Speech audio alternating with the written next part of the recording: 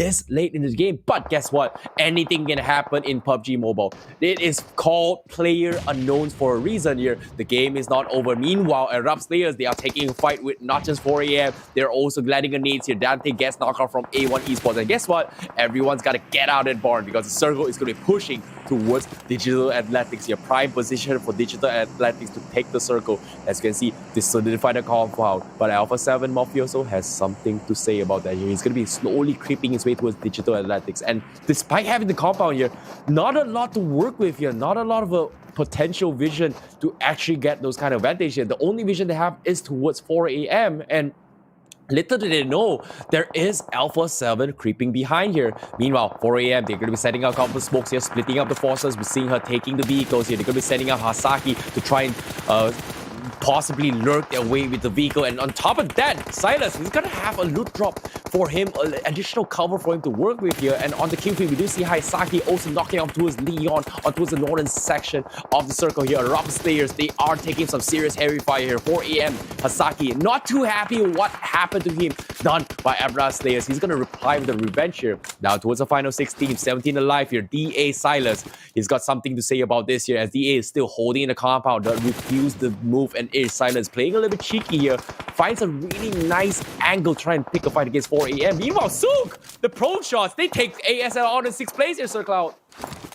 And Zook managed to get another kill there. So that's what now? 8 kills for 4am. But Zook, oh my goodness, that long range shot from Solus with an M4. And now Solus not letting it go. He wants to finish off with the grenade. Can he actually do that? But 4am, they still have other team members. Hasaki from another angle, putting a lot of pressure onto A1 at the same time. So will be finished off by Solus. And now it's only Hasaki and Zine now to move into the zone. They don't have the zone at the moment. And there's no more time. The zone will come in. Hasaki managed to get knocked out the Jax. And Wari moves. Wari gets the knockdown. Hasaki will be pretty much zone. Sinister is in the zone. Swaggin will be knocked down. And Swaggin will finish off by Dante. Alpha 7 is out at 5th place with 4 kills. Hasaki is now down. Sinhead, the last man standing for 4am. Managed to slip into the zone. I see, baby.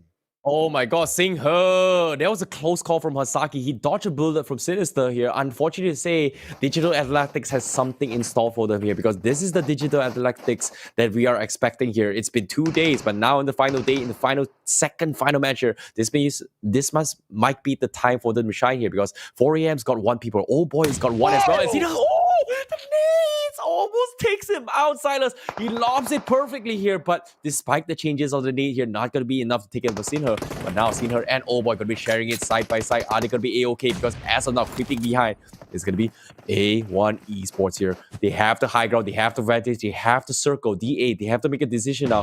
Who do they want to fight? Do they take the guys against A1 here? But little did they know, Sinister already has some plan in store for him, because he is going to be flanking from the sides here. Solus gets hacked up a little bit here, but nothing out of the ordinary yet. But the circle is coming in. Sing He, look at this. He's clipping on the edge of the circle. He needs to make a move, but oh boy, he refused to move a muscle from Navi Esports. He has to make a play here, but Sing he does see the vision from the guys of DA, but at the same time, he doesn't want to expose his position. Meanwhile, he gets scouted out by Shoykot, and that's going to be 4am down on 4th place. Navi still in the game as well. Oh boy, finally reveals his position. Gets a nice knock towards Silas, but from behind, the zone is coming into the way. Can he get the first aid? The Razy, he wants to finish him off, but at the same time, he's a little bit too low. He needs to pop the first aid. Oh boy, needs to go for the push. Razy is there. He's looking for the pixel, but the smokes has been set up.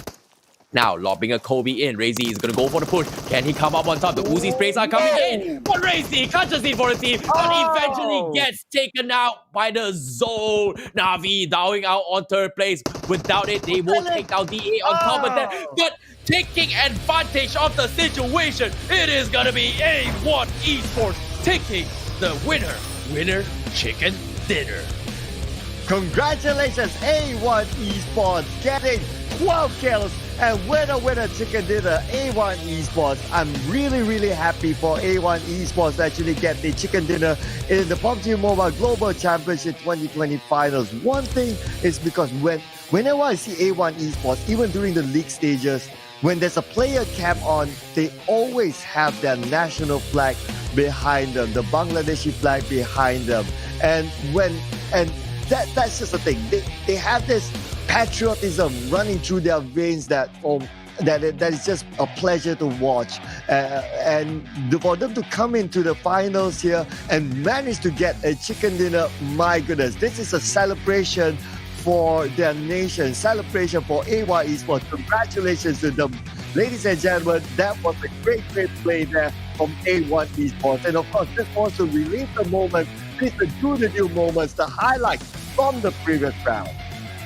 Yeah, this is something that I did not expect at all, but you have to give them credit here. They played extremely smart in that southern approach of the southern approach of that circle here. In that compound, they had perfect control of the south side. Meanwhile, for the rest of the teams here, I would say it's a major mess up from all these teams here. Every single team was kind of struggling when it came to the zone as well. I think one of the most detrimental effects was pretty much the teams gathered up towards La Bendita craters here. The craters is a natural, I would say, fortress around of Mother Nature in that regard, because the walls from the sides here kind of just, it's like a pit trap for some of these teams. Like once you go in, it's hard to get out. And you either be the last or the first in that regards here. And despite that, 4 a.m., they were the last to exit from the crater. It's just really hard to actually push out if you think about it, you know.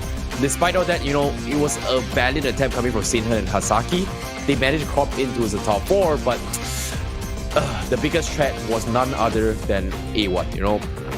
We saw how 4 a.m. just managed to reach towards the outer craters of the inner circle of La Bendita, but I would say A1Esports on the other end, they were just applying pressure from afar all the way through here, and there's not really a lot of teams that can actually fight against them here. The only team pretty much could have kind of destroyed them was pretty much A7, and A7 made the decision to say, you know what, we're not going to fight against A1Esports, let's just fight a way, make it a circle, which they kind of did, but immediately get shut out and pincered between both Digital Athletics as well as A1Esports. So it was a hard call to play, but yeah, props to A1Esports, because taking a win at this stage from Bangladesh is pretty impressive, and I'm pretty sure no one expected this here. As the million reward guest here with day 4 in the PMGC finals, match number 7 here, A1Esports takes the chicken dinner here. And you know, somehow my chances of taking the grand prize reward is out the window, man. Well, same goes. But, well, I must give a shout out as well, because I did observe the comment section as well. And I can see that there's a lot of support from the Bangladeshis for A1Esports. They are really proud of their team despite whatever performance. And now I believe that this chicken dinner is a tribute to all fans, for the nation of Bangladesh for making their debut in this world stage. So congratulations to A1Esports. Now let's check out the overall rankings. For first place, still there, Nova Eskia with 305 points. Now the difference is still 12 points here, with 4 a.m. at second place, 293 points. Not far apart. We have 14 points difference. Zeus Esports, 291 points.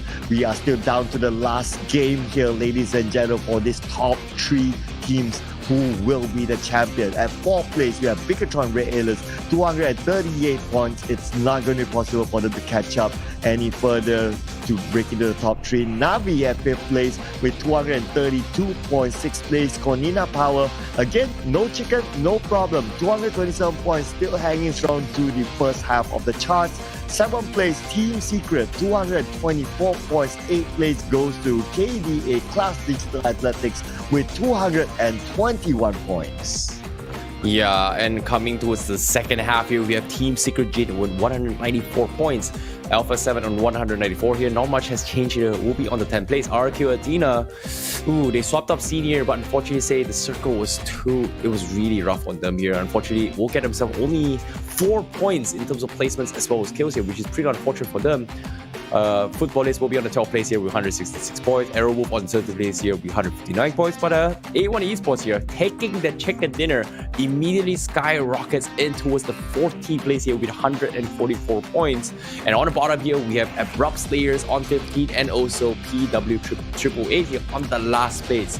A little bit unfortunate for PW888 there. Did not expect that to happen. But of course, all things considered here, enough with the bottom half.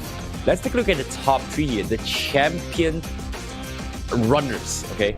We have Nova, XQF, 4AM, and Zeus going neck and neck here.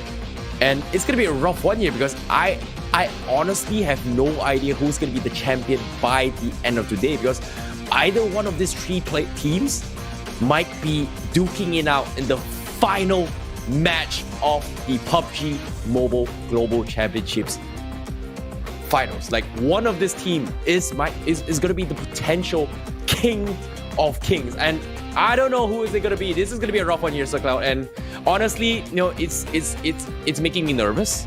You know, it's going to be our last game for today, and it's really rough. Like, I'm not gonna lie, this is gonna be a nerve-wracking moment to watch who is gonna be the real champion here, because I don't know who to vote for, because Nova, XQF, 4AM, they have been the best of the best in the world, but A1Esports from Mongolia has something to say about that as well here, and I would like to see Mustache J kind of shave his head bald if A1Esports take the #1 spot as well. I don't know. Anyway, SirCloud, our MVP for this match. And here we go. It is Dante here with 5 kills and 579 damage coming out of this gentleman here. Hashtag be the one. I wonder what BEA1. I'm not too sure what BEA1 is. Be the one. BA. Oh, okay, I see it now. So it's hashtag be the one BA1. Now I was trying to read BA1. Okay, be the one BA1. Okay, that makes sense now. So congratulations for Dante.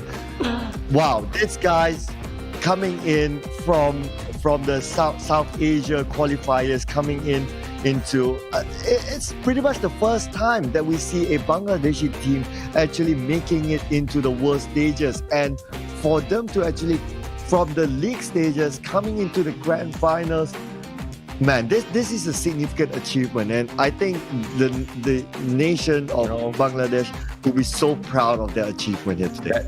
That's the thing, right? When it comes to the global championships, right? The globals, the world stage, right?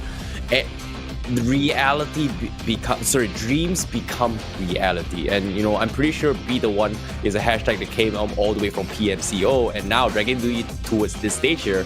Can they make the dream work for them here? As of now, they've got the experience here, and yeah, I'm happy for them here. They've got themselves a nice chicken dinner, which none of us expect. But of course, let's talk stats. Let's break it down on what exactly happened here. As you can see, A1Esports, they've got 12 kills in that particular match. They've got 2.2k damage here, which is, well, honestly, usually we would expect teams like 4AM and XQF Nova to duke it out all the way through here. But A1Esports has proven himself that they can do it as well, because we saw moments of brilliance coming from A1Esports, especially in that final game in day number 3 here, where they kind of went neck and neck. They held the ground in Yasnaya. They went head on with one of the best teams in the world and finished top 2, almost taking the chicken dinner against XQF Nova, or is it 4AM? I'm sorry, I just could not remember. It is the final match for yesterday. It shows that they have the skills, they just lack the experience. And now, for them, when the opportunity presented itself, they played it to the maximum level. They played it at the top tier level. You know, if you're saying that it's a fluke, sorry, to get one chicken dinner in this game and in this stage right now, it's almost close to impossible. But if you pull it off, you are something, regardless of whatever people say. So as much as A1Esports is in the bottom 3, I feel like them getting a chicken dinner, it's not easy to do, bro. You think it's easy to get a chicken dinner against all these pros? No way, man. No way, Jose, my friend. No way, Jose, at all. And of course, the stats don't lie here. The damage output is the highest and the kill is the highest as well. So they definitely worked their socks off there. And here's the match summary, where Dante, the man of the moment here, coming in with the highest kills, 5 kills, and the longest kill distance, 250. The rest of them, Navi, they are in it. Old boy, 50% grenade kills. And Dixie coming in with the longest travel, 14,769 meters, and the highest assist as well goes to Dixie. So 2 representatives for Navi to be exact, with Dixie coming in twice, and Dante coming in for A1 Esports, wow, coming in, and I believe it is also the first time that in a match summary, a representative from A1 Esports actually making it up onto the match summary. So congratulations as well to Dante, congratulations to Old Boy, as well as congratulations to Dixie as well for making the match summary. Yep, and of course here, let's take a look at the overall stats for what exactly happened here as well. We do see 55 total kills here, 56 total knockouts, 7,980 total heals here. A couple of very minimal revives than usual here, as we did see a couple of teams actually got trapped, instant killed, instant knock, instant kill all the way through here. Like I said, you know, playing in Miramar is very tricky here. Once you get caught out open here, it's really hard to provide any kind of assist, considering how rough it is to rotate between positions here. And I would say one of the victims to actually talk about here is going to be Bigatron Red Aliens, right? Early on, they were caught by by Alpha 7. The moment you get knocked or you lose your mobility, that's it. If you pull off a miracle run here, you are a god. In this case, I want to mention is that the notable run here was none other than 4 AM, right? They kind of came out of that fight kind of scathed a little bit here, where they only lost one of their players here and eventually lost Hasaki, right? But getting pinned by Nova SQF and also Aerowolf in that vicinity was extremely hard.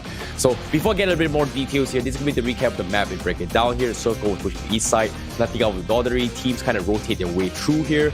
But what was really interesting was Alpha 7 in this next circle, right? Look at attention, pay attention to how they position themselves. They were really close to circle. They have a little bit of advantage in terms of mountain terrain. They rotated up and down, but they couldn't exactly see what was the best situation to go in here. While that was actually happening here, Circle actually favored the only two compounds in towards Alpha A1 Esports and also Digital Athletics there. And when it came down to those final moments here, it felt like Digital Athletics was gonna take the chicken dinner. And I didn't, you know, what was really rough was that while all that was happening here, every single team had to push into that vicinity, which it was super hard for them to push in, considering that everyone from the side of 4AM, XQF, and also Aerowolf, they had to exit the crater. And I don't know, it feels like it was a really tough decision to make, and they don't exactly have the vehicles to go in for the push. So I don't know, it feels like Digital Athletics, it felt like it was their game to take, but at the same time, it felt like they dropped the ball there. I don't know. Circle out. Well, it was a tough call as well because they rotated from an area where they would kind of get stuck at the lower area, and coming up was really, really tough. But that was also because of the assumption that wherever they came from, they thought the circle would have been there, but the circle kind of scammed a lot of teams and kind of pulled away from the crater area, and hence that was their only way to rotate. If not, it would